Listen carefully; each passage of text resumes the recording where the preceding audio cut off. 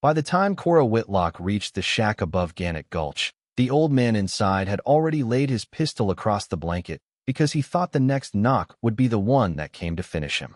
Her daughter Elsie heard him pull the hammer back through the warped pine door, and instead of shrinking behind her mother, she lifted the dented kettle in both hands and said, "If you're fixing to die, mister, you still ought to have coffee while you do it."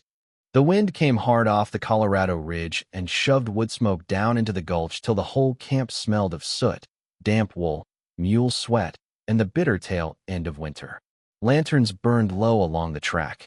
Men were already turning away from the day, shoulders bent, boots white with dust. Nobody looked twice at a widow with one carpetbag and a child in a coat let out too many times. But 3 men down by the old miner's door had looked plenty hard 10 minutes earlier, hard enough to leave boot marks in the mud and blood on the threshold. The old man did not answer right away. Cora could hear him breathing. Rough, wet, a bad sound. Then came the scrape of the pistol lowered to the blanket. She opened the door with her hip and stepped in first, keeping Elsie behind her until she saw the room plain. He was little more than bone wrapped in a beard gone silver as creek ice. One eye had puffed nearly shut. His shirt was open at the throat, and his ribs showed through the wool like barrel slats. Yet the hand resting beside the pistol was steady. It was the hand of a man who had spent his life trusting nothing but tools, weather, and himself. "Did Rourke send you back?" he asked. "No," Cora said. "He sent nobody. He told me the shack was empty and not worth the walk." At that, the old man's mouth changed shape. Not quite a smile, more the memory of one.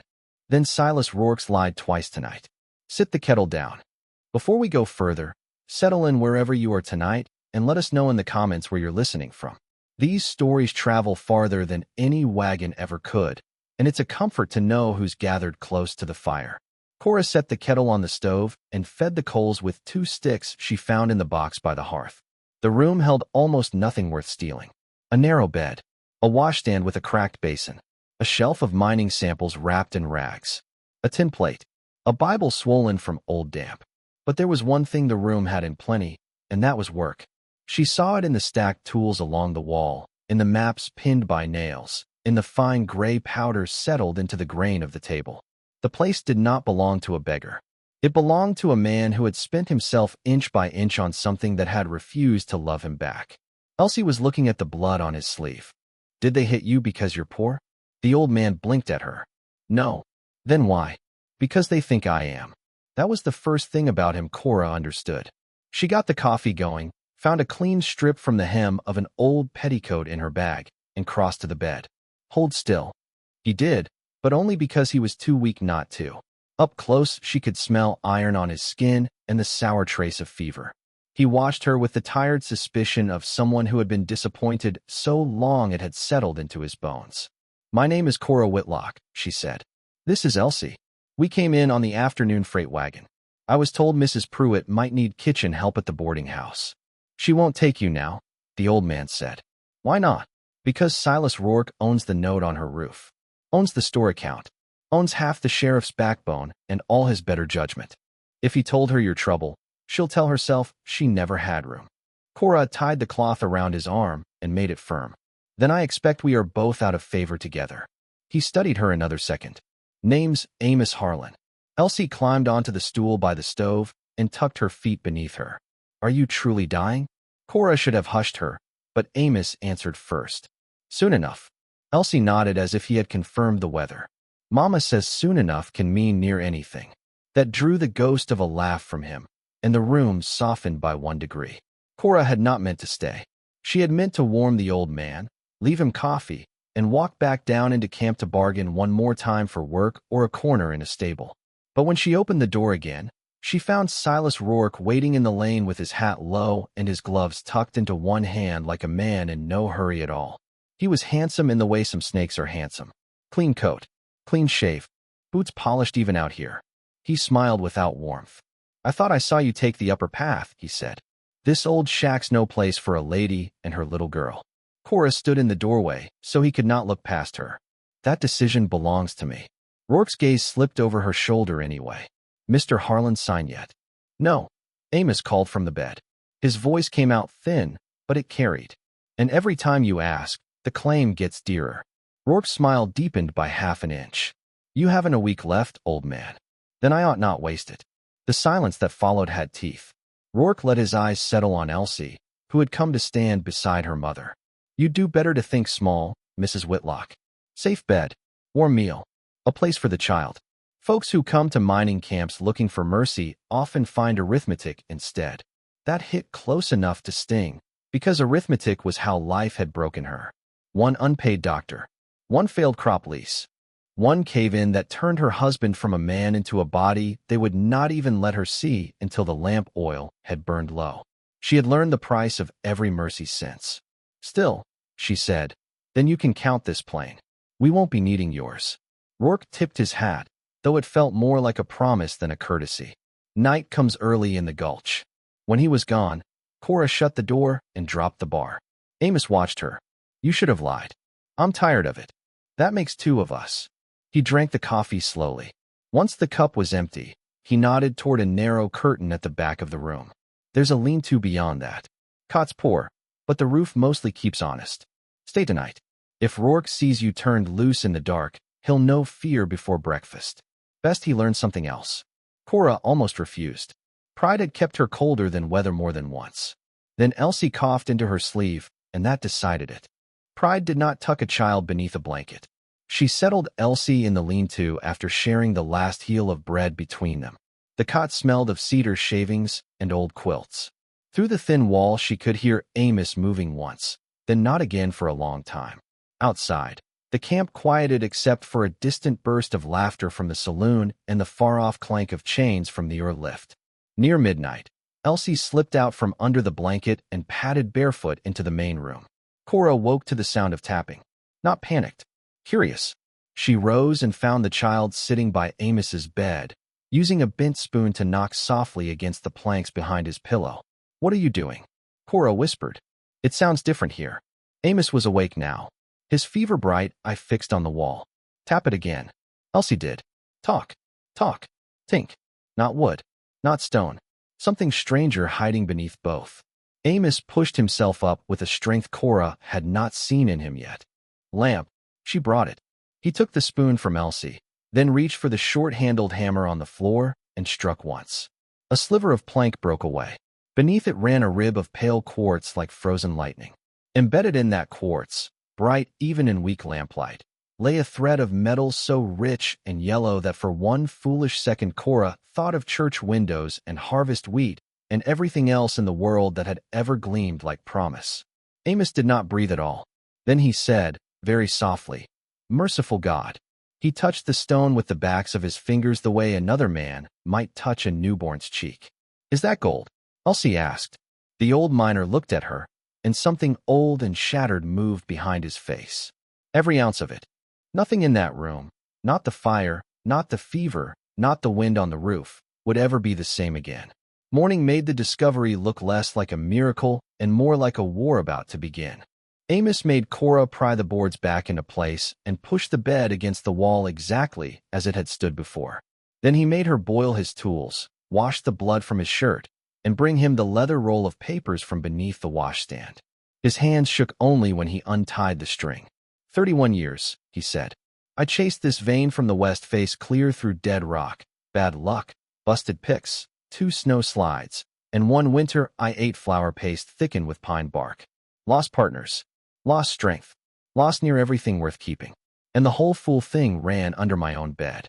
He said it with disgust, not triumph. Cora sat at the table, while Elsie drew circles in the dust with a nail. Then why aren't you smiling? Amos kept his eyes on the papers. Because gold is never only gold. It's hunger with a shine on it. Men kill softer and quicker for it than they will for hate. He spread out a survey map, old and creased. Lines crossed the ridge above Gannett Gulch. Claim markers. Shafts. Assay notes in a cramped hand. His finger rested over one section. Silas Rourke has been sniffing round my holdings for months. Thinks I've hidden a seam somewhere higher up. He knows enough to be dangerous and not enough to stop digging. Then we leave, Cora said at once. Amos looked up. Do you? That was the real question. Leave with what she had come in with, which was almost nothing but safety enough to remain poor in some other place. Or stay beside a dying stranger who had just uncovered enough gold to change a life. maybe several lives, if the camp did not bury them first. The easy answer stood near the door. The right one sat coughing blood into a cloth. Cora folded her hands so he would not see them tighten. "What do you need done?" Amos leaned back and closed his eye. For a second, he looked so tired she thought he had slipped away. Then he said, "You need to hear why I mean to do what I mean to do." He told it plain, with no dramatic shaping, and that made it worse. Years ago, when his daughter was 6, fever took her while he was 3 days up ridge chasing a lead he swore would set them right. By the time he came down, the doctor had already gone and the grave had already been dug. His wife never forgave the mountain, and after a season, she never forgave him either. She went east to her sister. He stayed. I kept telling myself one strike would buy back what gold took from me. Funny thing about a lie you tell yourself often enough. It starts sounding like prayer. He looked toward Elsie, who was humming to herself over the dust. Then your little girl taps a spoon against my wall, and the Lord lets me find what I should have found before I forgot how to be human. Cora said nothing. She did not know what kindness a story like that required. Amos opened the Bible and withdrew a packet of folded pages from the back cover. "I can deed the claim. Legally enough, if we move today. Not to me. Not to any bank. Not to Silas Rourke. To the child." Cora stared. "You don't know us." "That's exactly why." She almost laughed at the madness of it. "Mr. Harlan." Amos. I am not taking a dying man's fortune because my girl brought him coffee." He looked at her with sudden sharpness. "You think this is charity? What else could it be? Justice, perhaps. Or repentance. Or me getting one thing right before the dirt has me. A child ought to inherit a future, not a bill." Elsie glanced up. "Mama, what's repentance?" "Repentance," Amos said. "It means you were foolish once and don't aim to die that way." That line sat in the room and seemed to belong there. He sent Cora to fetch Mr. Keene, the assayer, by the back path and tell nobody else. He made her carry a sliver of the quartz chipped no larger than a walnut. "Keep it wrapped. Don't drop it. Don't show it unless you're looking right in Keene's eyes." She went with her shawl pinned high and a sack over the sample, as if carrying turnips. The camp was 100 small hungers pretending to be a town. Men at the pump looked too long. Mrs. Pruitt on the boarding house porch pretended not to know her. The storekeeper, Mr. Dobb, wiped the same place on his counter 3 times while speaking and never once met her eyes when she asked the way to the assay office. Fear had trained the whole gulch to stoop in Silas Rourke's direction. Mr. Keene did look her in the eyes. He was a lean man with ink on his cuffs and nicotine on his fingers. When he unwrapped the stone, the color left his face. "Where did you get this?" "From a wall I have no intention of describing twice." He swallowed once. "High-grade free gold. Better than anything brought through this office all winter." "Can you keep your mouth shut?" "No," he said honestly. "Not if Rourke asks direct. But I can take longer than usual to answer." That was the sort of loyalty Gannett Gulch could afford. When Cora returned, Amos had made Elsie recite numbers while he corrected her sums with the end of a pencil. The sight of them together pinched something tender under Cora's ribs before she could stop it. "Keene knows," she said. "Then soon everybody will know," Amos replied. "Which means we move before rumor learns to gallop." He had her bring 2 witnesses by dusk. One was Ruthie Vale, the preacher's widow, whose left hand never stopped kneading the edge of her apron as though working invisible dough.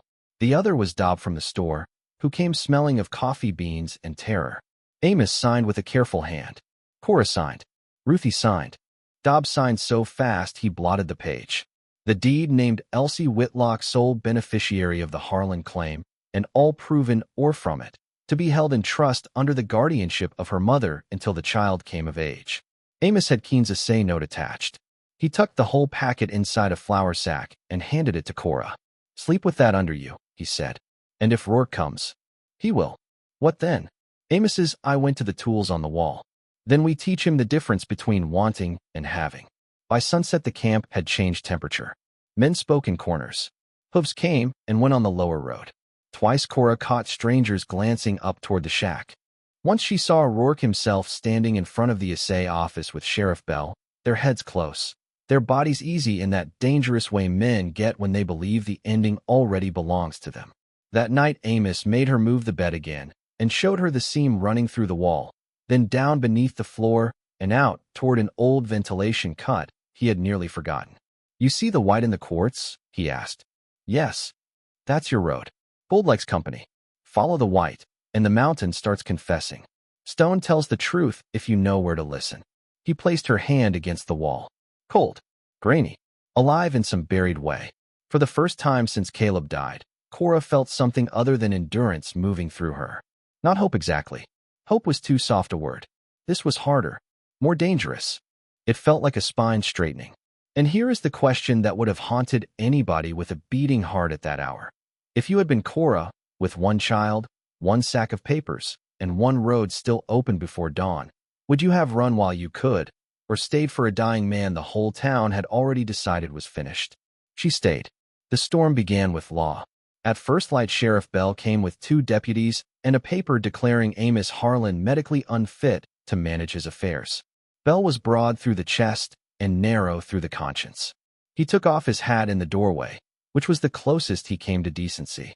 "Silas Rourke has petitioned temporary stewardship over the claim to settle outstanding debts," he said. "Read the debts," Cora answered. Bell did not like being asked to perform his own corruption aloud. "Board, medicine, equipment, lies," Amos said from the bed. Rourke stepped in behind the sheriff, gloved hands clasped before him as if attending church. Now, no need to turn ugly. I'm only trying to preserve order. A widow and a child cannot possibly manage a mining concern." Cora stood between him and the table. "Good thing there isn't a mining concern then. Only a legal deed you won't be touching." The room went still. Bell's eyes flicked. "What deed?" Rourke did not look at her. He looked at Amos. "You old fool." He lunged for the flour sack under the mattress, fast enough to show he had been guessing and now knew. Cora caught his wrist with both hands and drove her shoulder into his chest. He staggered back. One deputy reached for her. Elsie screamed. Amos fired the pistol into the ceiling. Plaster rained down. Nobody breathed. "Next one goes lower," Amos rasped. Bell backed toward the door, pale under the beard. "You're making this worse." "No," Cora said. "We're making it visible." Rourke's face had gone flat as a blade. "You can't outlast me." "Maybe not," Amos said. "But you won't outlive the truth." Rourke took Bell by the elbow and steered him out. "By noon," he said quietly, "that child will belong to the county. That deed will vanish, and this shack will be timber smoke." Then he was gone. Amos did not waste the warning. He sent Cora through the lean-to trapdoor into the old vent cut with Elsie and the papers while he stayed behind to delay them if they returned. She refused until he caught her wrist. "This is the hard choice," he said. "Take it." The vent shaft was low and stale with old dust. Cora crawled on knees and elbows, Elsie ahead of her, clutching the flour sack to her chest. Behind them, the shack door splintered. Then everything narrowed to sounds. Men shouting, Amos coughing, boots on planks, the raw scrape of furniture overturned. Cora shoved Elsie forward into the dark. The tunnel bent left. The white quartz streak Amos had shown her glimmered in lamplight like bone. She followed it. Stone tells the truth. She kept hearing that. At the end of the cut, they found a chamber no bigger than a pantry, stacked with old timbering and rusted rail spikes. There, wedged under a crate, lay a ledger wrapped in oilcloth. Amos must have stashed it years earlier. Cora tucked it under her arm just as smoke began to thread through the shaft behind them. They had set the shack on fire. She shoved at the rear wall with a timber brace and felt cold air answer through a crack. One more shove. Light poured in. She and Elsie stumbled out onto the back face of the hill just as black smoke rolled above the roofline. Below them, in the yard, Rourke stood watching the shack burn as calmly as if supervising laundry. Bell was beside him, hat in hand. Then Rourke turned and looked straight up the slope. He had guessed the vent. "Run," Cora said. They ran. Down the far side of the ridge, through scrub pine and loose shale, past an abandoned hoist and a frozen puddle filmed with sky. Elsie slipped once. Cora hauled her up. Men's voices followed. Near the wash, Cora ducked into the shell of an old powder house and barred the broken door with a beam. Only then did she open the ledger. It was not a ledger. It was proof. Survey notes. Or counts. Tunnel sketches. Dates. Signatures. Amos's handwriting alongside another younger, smoother hand labeled S. Rourke. More than that. Entries for extraction taken from neighboring claims through illegal side drifts. Stolen ore. Fraud. One page listed a blast schedule for the Monarch cut 3 years earlier. Cora knew that date. Her blood went cold. That was the day Caleb died. She sat down hard on an empty crate because her knees had stopped belonging to her. Not an accident. Not loose rock. Not God's will or bad luck or the mind taking what the mind was owed. A choice, written down in ink neat enough for a banker. Elsie touched her sleeve. Mama. Cora looked at the page until the letters blurred. When she spoke, her voice had changed.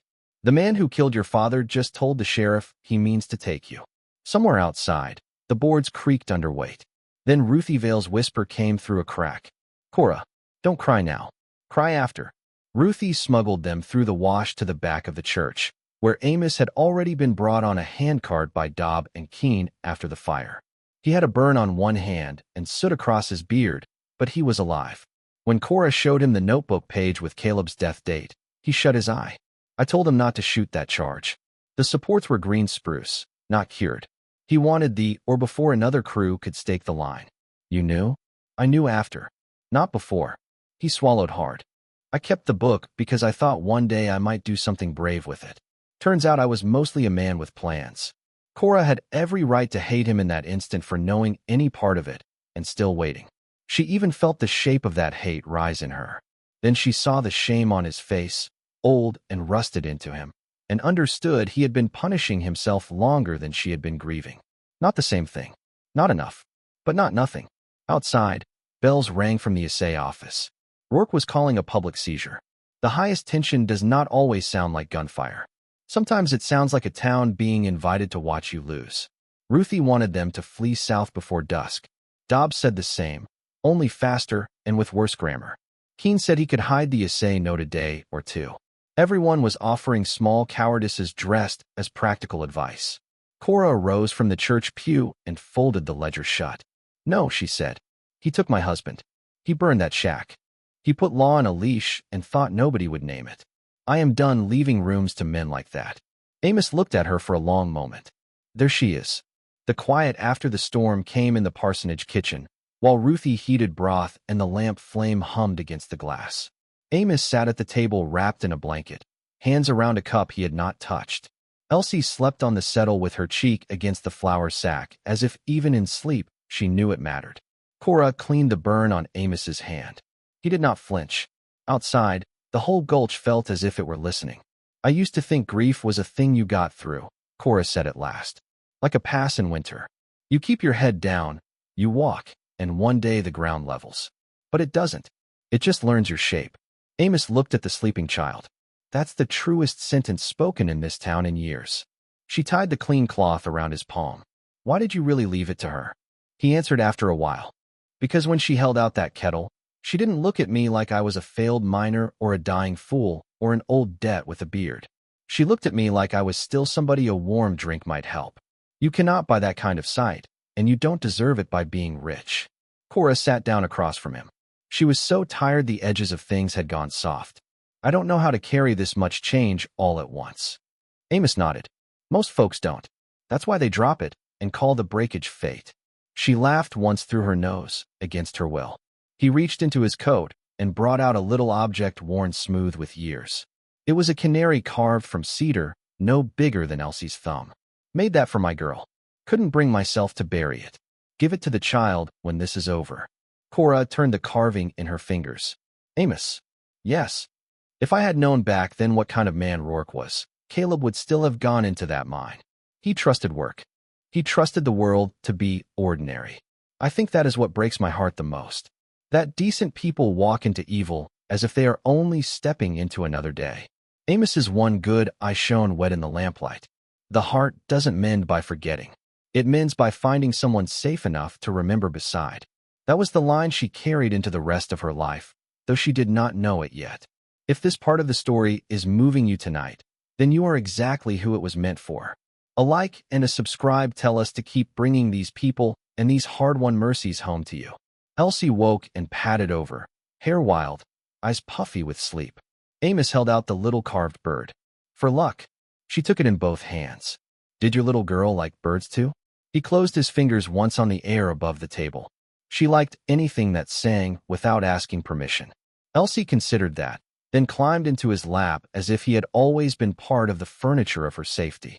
Cora started to stop her, afraid of hurting him, but Amos only exhaled and let his chin rest lightly on the child's hair.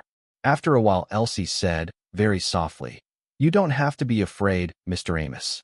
We know your name now." He shut his eye. It was the first true peace Cora had seen on his face. Warmth, but not safety. That was the shape of the hour. Because just beyond the church windows, Rourke was gathering men, and everybody in Gannett Gulch knew the morning would force a side to be chosen. Cora made the plan before fear could make another one for her. At dawn, they would not hide. They would go straight to the recorder's office where claims were filed, with Keene's assay note, Amos's deed, Ruthie and Dobb as witnesses, and the ledger pages naming Rourke's theft and the blast that killed Caleb. But papers alone might not be enough in a town that rented out its conscience. So Cora added one more piece.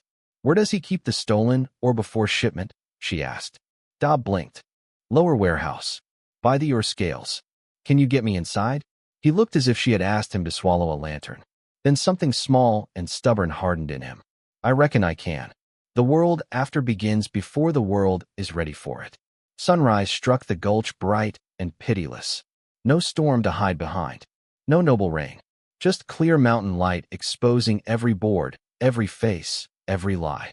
Cora walked down the main track with Elsie's hand in hers and Amos on a borrowed mule cart behind them, blanket over his knees, beard combed, hat on. Ruthie came on one side, Dobb on the other. Keene carried the assay satchel. They were not many. They were enough. Half the town was already outside the recorder's office because Rourke had planned a spectacle. Men love a public taking if they believe the taken cannot bite back. Rourke stood on the porch with Sheriff Bell and the county recorder, Mr. Penfield, a thin man whose spectacles magnified his discomfort. On the steps beside them sat 3 sacks stamped with the Harlan mark. Cora saw at once what Rourke meant to do. He would claim Amos had sold privately, declare the deed false, and let the sack stand in for ownership. Only he had made one mistake. He had put the proof where she could touch it. Penfield raised his voice. "By petition of creditor stewardship. Before you begin," Cora said, "you may want to know those sacks were stolen through an illegal side drift and contain or taken from claims not belonging to Silas Rourke." Murmurs moved through the crowd like wind through dry grass. Rourke smiled. "A widow's accusation is not evidence." "No," Cora said. "But this is." She handed Penfield the ledger. Bell reached for it.